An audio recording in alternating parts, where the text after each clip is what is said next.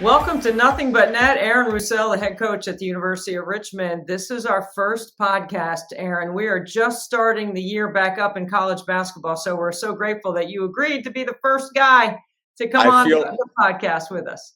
I feel honored. It always is a pleasure talking with you, so thank you for the opportunity. Yeah, I love talking hoops, so I just want to talk a little hoops. That's it. I love talking it. Let's break it down a little. So the first thing I want to talk to you about is this incredible non-conference schedule that you've challenged your team with. I think yours, along with South Dakota State from a mid-major standpoint, have got to be the toughest non-conference schedules I've seen in a long time. Why did you do it, and how's it going? Why do we do it? Did it because we had to, for one, right? Obviously, scheduling is really hard, and there's not a lot of options out there, and so we did want to make it difficult. I think the last season was so special for us in so many ways, right? But is maybe a little bit tougher schedule, at least at the beginning. I think we had that 3-game SEC week for a while that was a little bit daunting. But I think when you look back at the end of the season, probably maybe upped us a seed. It definitely prepared us for the A-10. We went 17-1 in the A-10 last year. I've told people we don't do that if we were not prepped and challenged and hardened the way that we did in the non-conference. So a little bit different team this year, a little bit more newness to us. We obviously have, 3 experienced players back. So I did want to challenge us, but I also, when you learn the things that you did last year, one, of kind of the ticket and the path to get into the tournament as an at-large, you wanted to give yourself that opportunity. But again, like I said, I knew that it made us better throughout the year. I liked that everybody else was excited about it. It kind of won the press conference before the season of talking about how great the schedule was. When you get into it, and then all of a sudden, for us, obviously having a tough game yesterday against Fairfield, and now there's no get well game. You're at Liberty, who just beat George Mason. We played at Texas, played against TCU, and so many other mid-major conference champions from last year. It's very tough. It doesn't feel good in the moment. But I know that we're a much better team than we were 3 weeks ago, and that was the goal. I mean, Navy picked to win the Patriot. Green Bay picked to win the Horizon. You keep going. TCU picked to win the Big 12. Texas picked second in the SEC. Columbia was Fairfield, Columbia. I mean, it is not an easy task, but you certainly have a roster that is capable and understands what winning is all about. And let's start with Maggie Dugan first. Retaining her was one thing too, Aaron. I mean, I know there were a lot of people that were suiting her that wanted to, steal her away from you, and she stayed loyal. Speak to us a little bit about Maggie and what makes her tick. Just a special kid, and just has always thought like a basketball player, and that's not something we're taking credit for. That's, the grooming from the coaches that she's had. And, her mom's background of being a great player and a great coach, still is a great high school coach. So she's kind of had that background, kind of had that seasoning, but just that desire to want more. You and I have talked about this, like that kid watches more film. We just watched film from yesterday's game, and I don't even know why. I just said, Maggie, I don't know why you ask. Have you watched the film? Oh yeah, I watched it twice already. Well, here we are for a third time. But she wants that, she desires that, and wants to get better. That's both individual, but she wants team stuff as well, and wants to know the whys. Even with the game plan, which the last 2 games, it's been, hey coach, she said it in a very respectful way, right? But why are we doing this? Do we maybe want to go under this kid? And it's always like, hey, that's a great point. Either we change it, or that's a great point. This is why, and we're able to talk basketball. So I think that's one thing that I've really enjoyed about our relationship is just our ability to be transparent, be open, talk about her skills, what she needs to change, but also just being able to talk hoops with one of your best players is a cool thing. She's the preseason pick for Player of the Year in the league, and I know from you allowing me to speak to your team earlier in the year, I was full transparency. I was on campus. I did my media training, team building, spent a day with you guys, watch practice. The one thing about Maggie that I recognize right away is that great players have to make everyone else better. And she's a great player, and she seems to be doing that. And it's not always easy from the post position to do so, or from the stretch 4, depending on where you play her. But talk a little bit about the other parts of her game, how not just the scoring and the rebound, but the evolution of what she's become as a total player. She really takes a lot of pride in that, and there's been a couple times where, every great player has a heat check, so there's maybe been a couple of those. But, some of those times to start games, it's like, "Hey, I'm gonna let you do your thing." I tell her all the time, "Just stack good decisions," right? I can't tell you how many opportunities are gonna come this quarter or when they're gonna come to score, when to pass, but just you're out there, you know how to play, make the right decisions, and she does that. But, for instance, I think it was maybe a couple games ago, she came in and, this doesn't always happen, especially with great players. I think she had taken like 19 shots. And she's like, "Coach, what the heck am I doing taking 19 shots? I do not want to be taking 19 shots in this game. Like that shouldn't be happening." She was watching film of how to find ways to better distribute those shots to somebody else. And I'll bet none of her teammates knew that.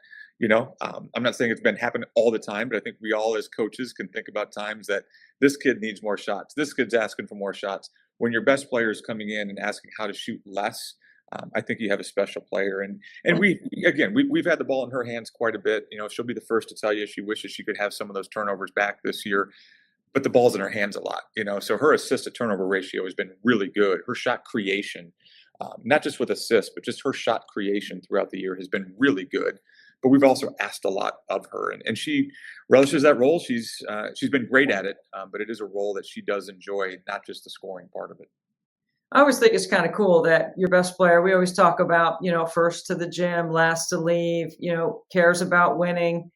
To watch a game 3 times and to study it that much, that's exceptional. And then to come in and say she wants to take less shots, I've never heard of that before. I have to admit, Aaron, that's got to be a record that the best player, and you've got other good players, Yeah. Rachel Ostrom and Allie Sweeney are both very capable of scoring, putting up big numbers. You got some other players that have played their roles very well for you. When you're looking at the whole thing, like last year, you said 17-1 in the league. That's hard to do. But your schedule has set you up for that. So how about the other pieces of your team that prepare you for what's coming next? Well, and I think that's what Maggie recognized, right? Is she wanted to make sure that it wasn't just Rachel, and I think Rachel did not have she had a first team all conference type start to the season, but she, to her she wanted more. How can I do more? And so we've tried to maybe empower her to get a little bit more, and I think that was something that part of probably why Maggie came in was, hey, how can we get Rachel going? How can I get the ball into Sweeney's hands more? And I think that's something that you know Allie Sweeney also is really good in shot creation with the ball in her hands. Tiara Simon, me as a coach, I've had to welcome the transfer portal era, right? Like you don't get to know your players as great when they're only here for 9 months, but realizing that Tiara Simon can create some things in our offense, I have to be comfortable with that, but I also have to figure out some different things for her to do. So those are all 4 players. They're all really great players. Alicia Newell, who I know kind of caught your eye when you were here on campus, has had a great start to her season as well. But it's a sophomore that hasn't played a lot, both with us, but just at this level. So we do have some other capable players out there. I do like our freshmen. But it's just not the seasoned, experienced team that we had last year. And so I think going back to your point that you brought up again, that's why the schedule can be so important. It can knock you out. We've had some times where the Texas on the second game of the season was maybe a tall order for us. Alicia Newell getting hurt added to that. But I think that's something that it's whatever analogy you want to use, right? Baptism by fire, thrown into the fire. Our kids have had that. And I think, to be honest with you, Debbie, some of our kids don't realize the growth that they've shown. They don't realize how much better we are because we've taken some dings, maybe even not losses, but we've taken some moments where we just haven't been great, but they've been against high level caliber opponents that I think will help us down the road. We always talk about stacking days, right? Stacking plays, stacking days, being consistent. When you put together your checklist of the intangibles around your team that you think are important, Aaron, what are some of the things that you're checking the box on right now as you prep for the holidays, which leads to conference play? Yeah, the catch me a day after a game, so that list is pretty long, and maybe unfair, and maybe still emotional off of yesterday. We're an offense that I always say kind of come January is about the time that we start to peak, right? Like I want to make sure that we've shown some flashes of, hey, this looks just like it did at the end of last year when we were really humming along. We haven't done that consistently, but we've had some moments that we or other people are like, hey, that looks like last year. You're just as good as last year. Well, we're not there consistently yet. but just the moving of the basketball. We haven't turned the ball over as much as I probably would have guessed we would, if that makes sense. When it's free flowing offense, trusting decisions from new kids. But when that ball can get passed around and we're a high assist team, I think that's when things start to click. There's still, we talk about offense a lot, Debbie, but there's still a rebounding and defensive component that when you have a young team, they got to understand there's a standard of it. That's not just a flip the switch on and off again from game to game. You can make adjustments, but we still have to have some energy guarding the ball. I think that's something that we really quite haven't learned with this team yet so far. Is we can have a game plan, we can follow the game plan, but the fundamentals of defense, of guarding the basketball, I say this all the time, put pressure on the quarterback. Well, that's a standard that's supposed to happen every game, not just, hey, we're switching this or not switching or we're zoning, whatever it may be. So those are the things that I think we've kind of had to get to that boiling point a little bit, and maybe the microwave version of that, because things have to happen quick with the schedule we have. Just sounds like a little shell drill to me, Aaron. We'll fix everything, right? You know what? It's not that simple, but sometimes it is. We did that a lot today, 3-on-3, 4-on-4, and it's like, oh yeah, that's right. We are supposed to do this every single day, and not just the other team's prep, but just us, and take those vitamins. And you learn a lot of lessons as a coach during the season too, no question. How do you think you've changed from your Chicago to Bucknell to Richmond days? Where do you think you've had the greatest growth as a coach? Man, this would be an interesting conversation or question to have, like stagger each of 5 years of Chicago players, Bucknell players. It was very fortunate. Interesting enough, you asked this. We had some Bucknell girls, alums that were in town this past weekend, that their alumni reunion weekend was going to be in Richmond. And so they came over and were able to hang out a little bit. And they were the first to say, Coach, you've gotten so much softer. I don't know if that's just the season of this, if this is having kids or having 2 daughters, but they're like, Coach, like, I can tell you're already a lot softer than what we had to put up with. But I think there's an evolution as a basketball coach that, at least for me, everything back in the day was toughness, and you got to play harder, and we got to practice more, and we're not this. So, a 3-hour practice back in the day probably wasn't unheard of. That's not something we even come close to doing now. The rebounding drills, the toughness drills, like Tom Izzo's the greatest out there. Maybe he still does some of these things, but I wanted to be Tom Izzo back in the day. I'm guessing he puts that bubble on that goal every day. And but he used to have like football helmets and shoulder pads. Like I was like, I want to do that. And then you start to evolve a little bit, at least for me. I've really enjoyed, maybe this is your influence, Debbie, but just the offensive side of it. I think I'm going to get in trouble here, but I think that's where a lot of the real coaching happens, of just the dissection of how to play and counters and spacing and all of these sort of things that I've really enjoyed. And back in the day, it was like, well, we just got to get harder. We got to play harder. We got to play tougher. We got to do this. And there's a physical component to the game. There's a physical part of this that the game mandates. But at some point here, you got to understand how to score and get people, allow them to play. And it's 2025, man. You got to put some points on the board. And enough people argue with both of us about defense winning championships. And I know that's a fun bar argument, but like, look at the numbers, man. You got to put some points on the board, and we have to be able to watch it. There's an entertainment component to this too, right? We're trying to fill the stands. There's entertainment to this. I've been preaching, selling, as many people that would listen. I really believe for the longest time, this was the greatest growth opportunity in our game, was the offensive skill set of our players. And it's as good as it's ever been. And the spacing, the distance that players are shooting the ball from, just all the tweaks, like you said, the angles and the space and the timing. And, I watch so much basketball like you do, and I watch a lot of variety of different basketball. I don't just have to worry about one particular schedule like in a conference. I've got to watch a lot of it on the women's side. And I was watching Oklahoma State this morning. Just curious, about 7 players in double figures and, 96 points a game. What does that look like?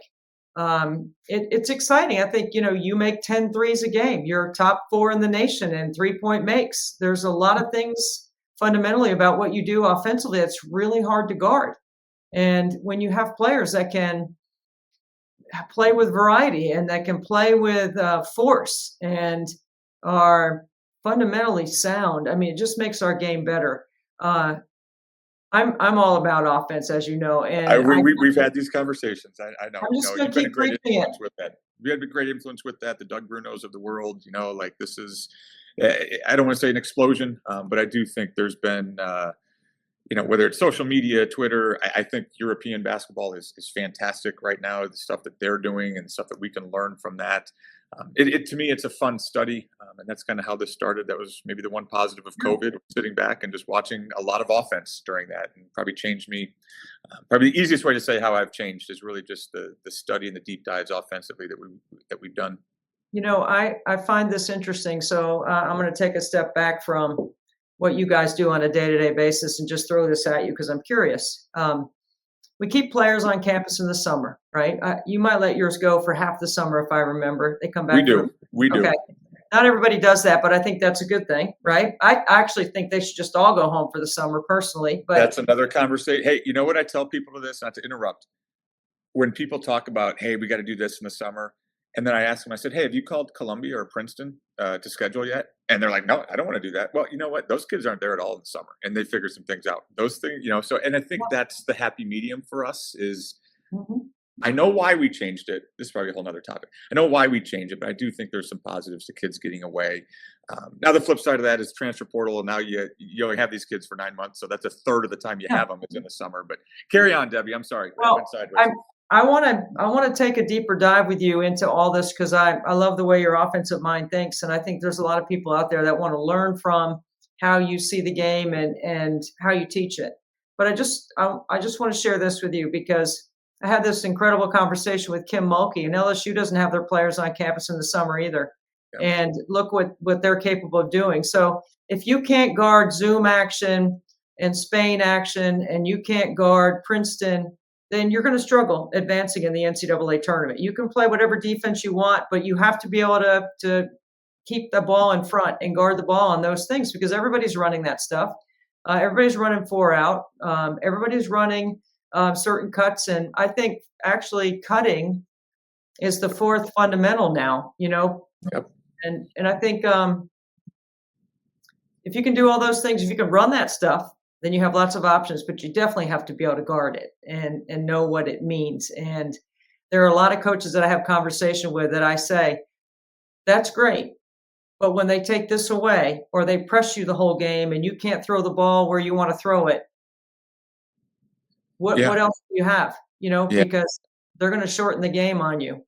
Right. And that's why I've just been more of the conceptual offense. I think right. I could sit here and say our playbook is very basic, and I could also flip that around and tell you that it's very extravagant. We talk about stacking days, but it's just a lot of stacking actions, but just empowering kids to play. Part of this is recruiting versatile players. But again, I'm always interested. And I'll tell you a quick story. We had a kid that grad transferred somewhere else, and we were playing them, and the assistant coach kind of went up to her and she's like, hey, I got this, and this. And she said, she kind of just laughed. She's like, no, that's just them playing. That's not a play. That's just them playing, And so I'm always curious how people scout you. I'd love to see maybe some scouting reports on us, but that's just kind of how we choose to play. There's other coaches are doing a really, really good job with that. And it's the age of spacing. It's the age of cutting. And it does take a while to get your kids to completely, I don't say buy in, but understand things. But I also go back to this, man. I think it's an enjoyable watch, an enjoyable teaching for us as well. That's what we want. We want it to be enjoyable, so more people consuming our game than ever before. We want to make sure that they come back. They don't just flip in one time and they're gone. Aaron, we're not going to just tune in one time on you either. We're going to come back towards the end of the season, and we'll break it down. Whatever concept you want to talk about, let us know so we can advance it so people can tune in and be ready because you got a lot to offer our game. Well, I appreciate that, and I say this probably every time, and I say this when you're not around as well. You're the best out there. You're the best to listen to on games. I keep telling myself I got to hit you up to get your schedule of what you're working. I learn a lot when I listen to your games, but I think there's a lot we can all learn from just watching other coaches and watching other announcers right now. It's a great time for basketball. I think it's a great time to learn a lot of things. Everybody's doing similar things, but there's people doing a lot of different things. And basketball is at a great spot right now. It's been a fun watch. There's complaints about portal, all these other things, but the game of basketball, I think, is at a cool spot right now. When you lock in where your feet are with your team and you throw the ball up and you go. It's the best 40 minutes or 2 hours of your day. I know for you, for me, it is when I'm calling a game. So Aaron Roussell, the head coach at the University of Richmond, thank you so much for being with us on Nothing But Net, and we'll talk to you later in the year. Sounds great. I appreciate it. Thank you, Debbie.